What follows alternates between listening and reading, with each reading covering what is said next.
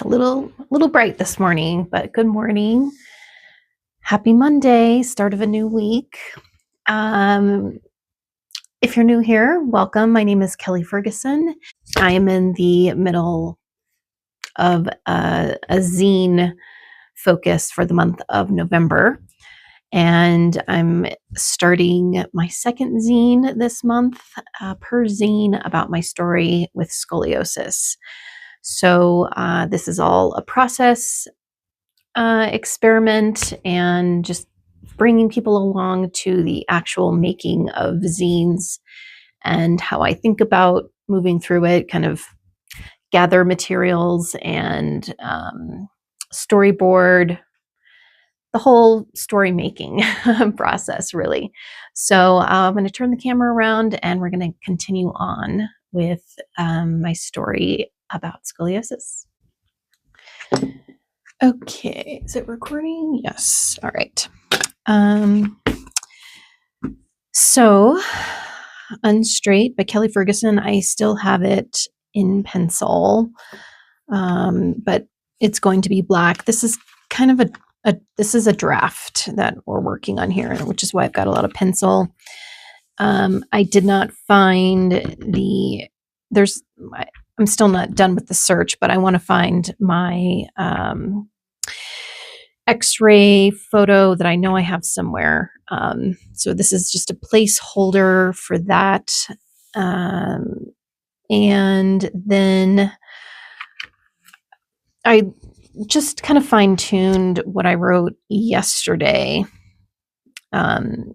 This title speaks to several things about me. I'm queer. I've lived a non-linear bumblebee type of existence all my life, and I have scoliosis. In other words, I'm not straight. This story is about number 3, the one that has been etched into this idiopathic spine of mine and shaping me since I was 11. So what else I like about the 11 here, written this way, like as a number as opposed to written out, is that it also is seen here in the title. Like I just kind of made that connection when I rewrote this, and I was like, oh, that could also be another motif that I have throughout the zine, like a visual motif.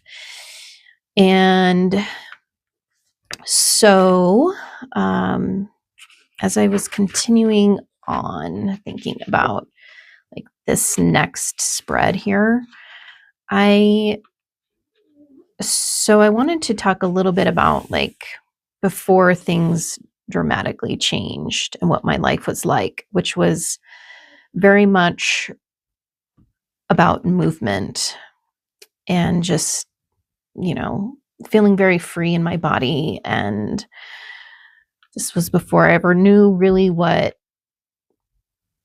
scoliosis was and all of that. You're a kid, you're not really thinking about, this was not on my mind.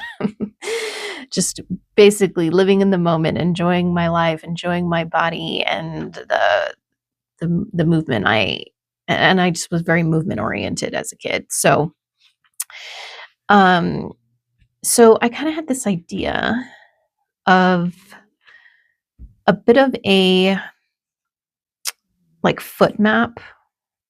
How you have a timeline that is very linear, but since I'm not, that really isn't me, or I want to still follow the spirit of this nonlinear life. I wanted to do like a visual map here, like a little foot map, with these different stops in it, of like when I started dance. And then, so I'm going to just kind of roughly sketch this out a little bit. I may say like before my life changed, my life or my world, I don't want to say life twice. My world was all about movement. Something like that.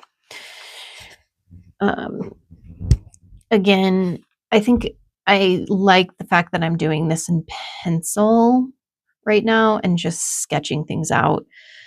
It's allowing me to be a little bit more free with possibilities and options and changing things, and then also not stapling this. I can move pages around if I want to change the order. So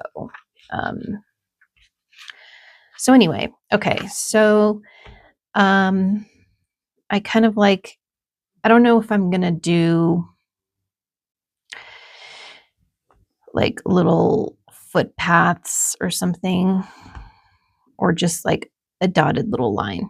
I think that probably indicates like walking enough, you know?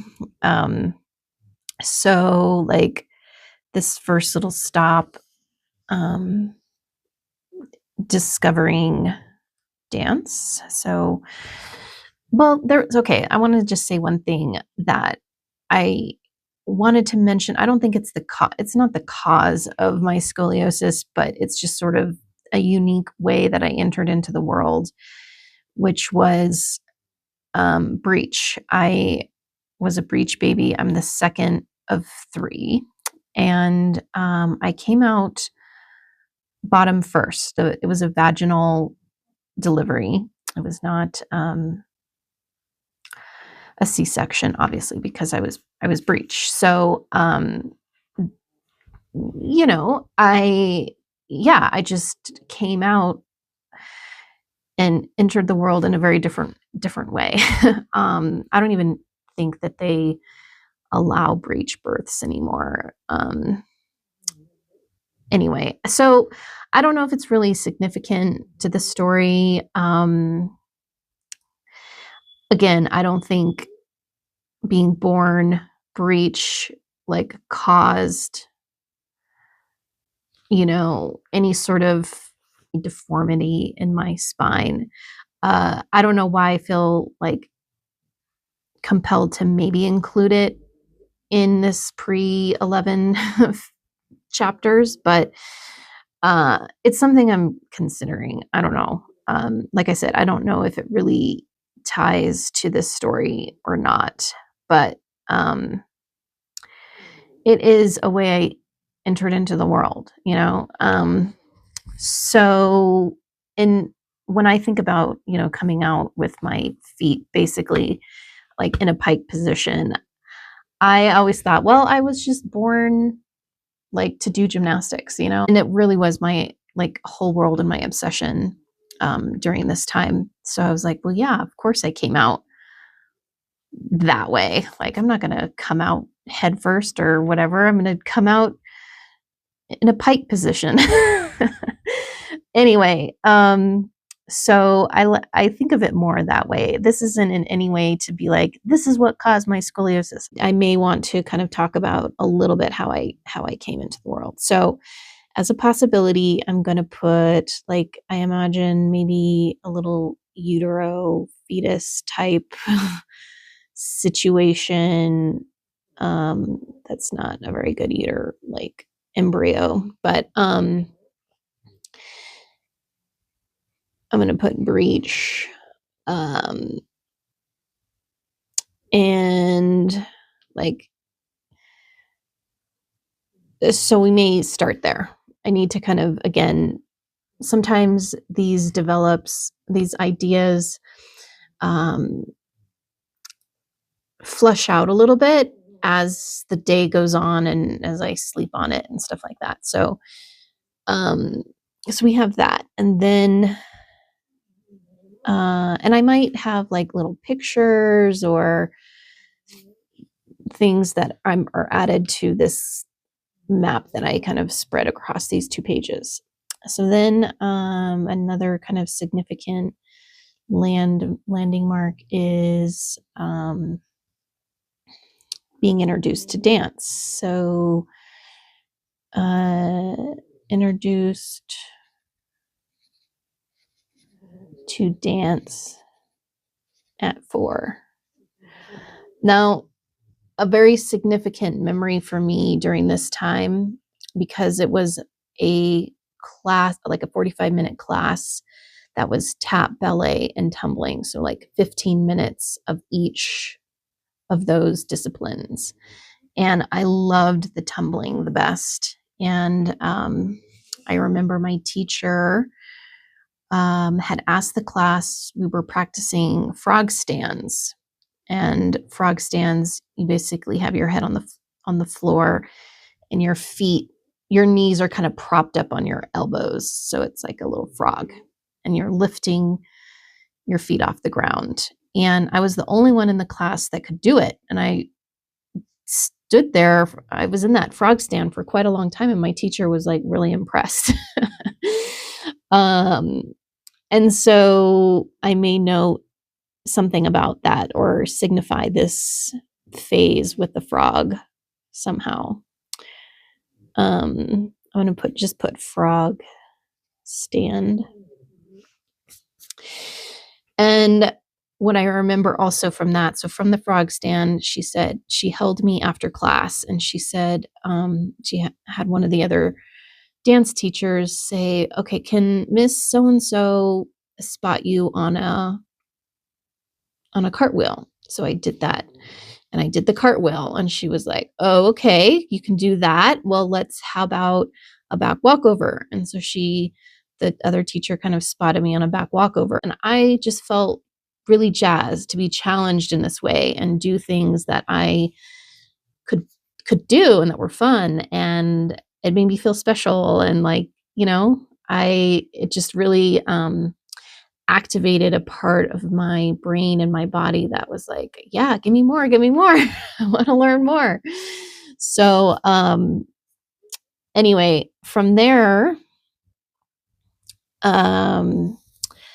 I was kind of tumbling and jumping around on our furniture quite a bit at home because I was just kind of that active kid and very, how should I say, like acrobatically inclined. I loved jumping on things, climbing things, vaulting over our couch, stuff like that. And my parents were like, oh my God, you're ruining our furniture. Let's put you in a gymnastics class. But before that, we went to see Mary Lou Retton. There was an Olympic tour coming through our town, and my parents took me to that Olympic tour. So that was in 84. And I was freaking mesmerized. I was like, holy smokes, what is this? And I want to do what they're doing. Like I remember walking out of that place, like doing cartwheels in the parking lot. I was like, I want to do that. Put me in gymnastics. So my parents enrolled me in gymnastics class.